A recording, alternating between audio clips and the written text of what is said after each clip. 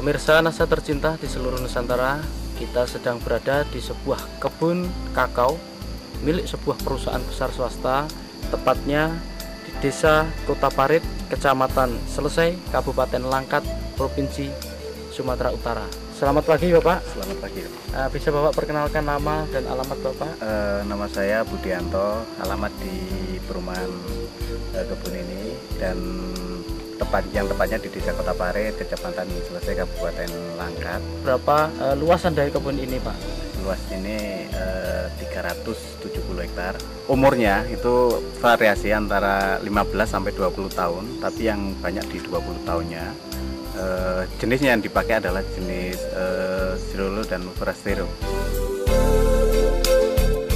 Sudah menggunakan produk NASA? Sudah. Apa saja Pak? Yang digunakan di sini adalah NASA sama Hormonik. Saya gunakan dengan spot. Untuk dosisnya?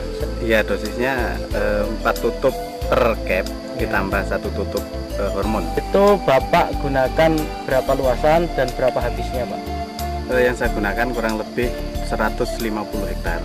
Nah, itu menggunakan 200 pasang per bulan. Kemudian untuk luasan 370 hektar ini sudah menggunakan produk NASA, itu berapa blok Pak? Saya coba sudah kurang lebih 60% dari luasan itu sudah menggunakan produk NASA. Tapi saya aplikasikan mulai bulan Januari tahun 2005. Untuk intervalnya Pak, interval pemupukan NASA yang Bapak lakukan untuk kebun ini, itu bagaimana Pak? Iya, jadi kita sesuaikan dengan tren produksi yang ada di Sumatera Utara.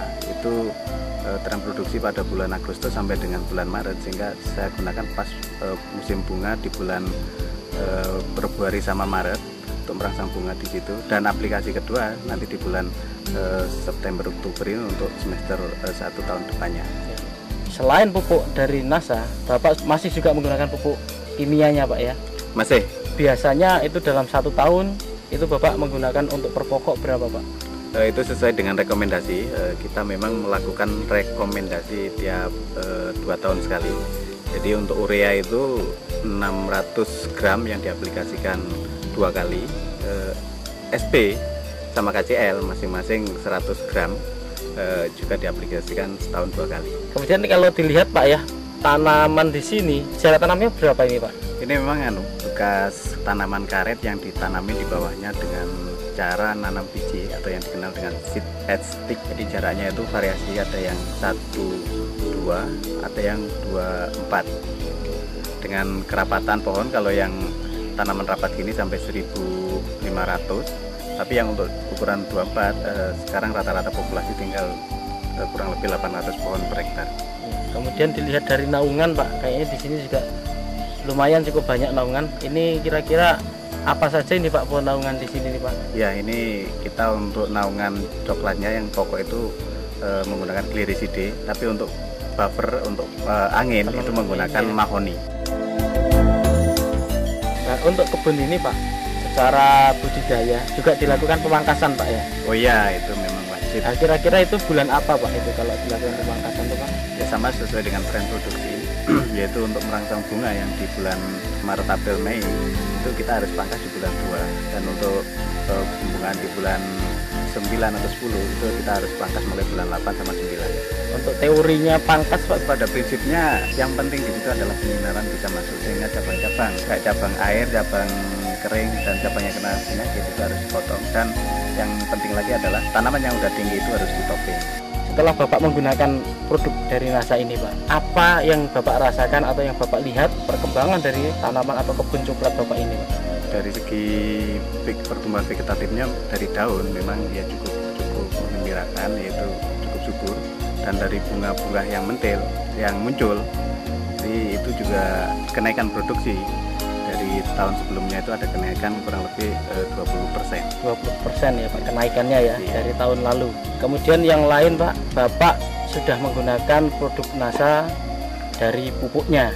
Nah, kemudian untuk agensi hayatinya, Bapak sudah menggunakan belum Pak? Sudah, kita coba beberapa blok untuk persiapan jangka panjang, tapi masih diamati untuk perkembangan tingkat serangan hama dan penyakit yang ada di sini. Jadi belum bisa Bapak sampaikan di sini ya? Belum. Ya, pakai apa Pak ininya? Untuk perkembangan Phytophthora jamur itu menggunakan bio, dan untuk hama saya coba dengan menggunakan Pestona yang saya campur dengan Aero. Pada buahnya itu ada perubahan secara kualitas atau tidak, Pak? Secara kualitas memang ada ya, terutama untuk yang kena serang hama penyakit itu saat sekarang menunjukkan tanda-tanda ada penurunan, dan biasanya mecah itu kulit buah itu keras, ini agak mudah.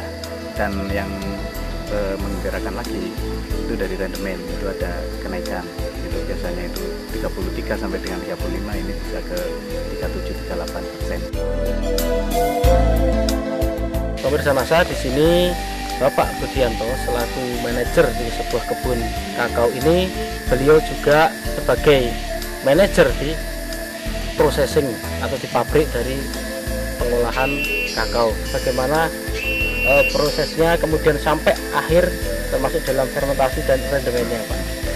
Setelah buah dipanen dari lapangan, itu siang hari atau sore hari tergantung dari siapnya panen, itu diangkut ke pabrik.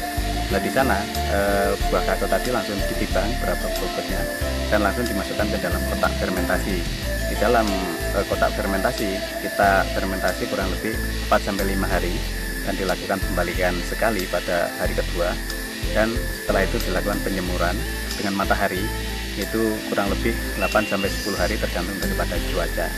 Dan setelah itu kalau biji sudah kering dimasukkan ke dalam gudang dan disortasi, yaitu untuk menentukan kualitas biji, untuk menentukan grade A atau B dan sebagainya, baru dilakukan pemakingan. Dari pemakingan itu sudah ada yang menerima, Pak ya, ataupun ini sudah terikat kontrak atau demikian, Pak ya? Ya betul, jadi ini sudah kontrak, tinggal menentukan jadwal kapan waktu pengirimannya. Ya, dalam sortasi, Pak ya, kualitas dari biji kakao ini, Bapak bisa jelaskan kualitas A, B, C-nya? Jadi untuk grade A itu yaitu di bawah 100 biji per 100 gram, 100 sampai dengan 110 itu masuk grade B, dan di atas 110 sampai ke atas itu masuk grade C, dan di atas 120 itu masuk GC. Dari sini kami ingin Bapak menyampaikan pesan dan kesan untuk pemirsa Nasa di seluruh Nusantara. Jadi harapan saya untuk masyarakat di Indonesia tidak usah ragu lagi untuk menggunakan produk Nasa, karena sudah terbukti saya sendiri untuk di perkebunan ini dengan menggunakan produk Nasa ada optimalisasi produksi yang tadinya itu turun seiring dengan umur, dengan menggunakan Nasa bisa optimal lagi sesuai dengan standar, sehingga ya termasuk di kebun kami ada kenaikan kurang lebih 20%.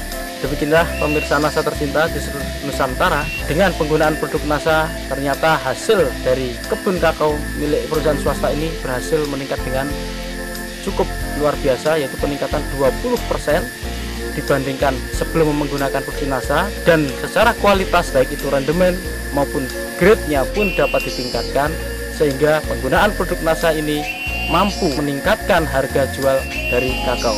Demikian tim liputan Nasa dari Sumatera Utara, reporter Syahria Reza dan kameramen Adi Nugroho melaporkan.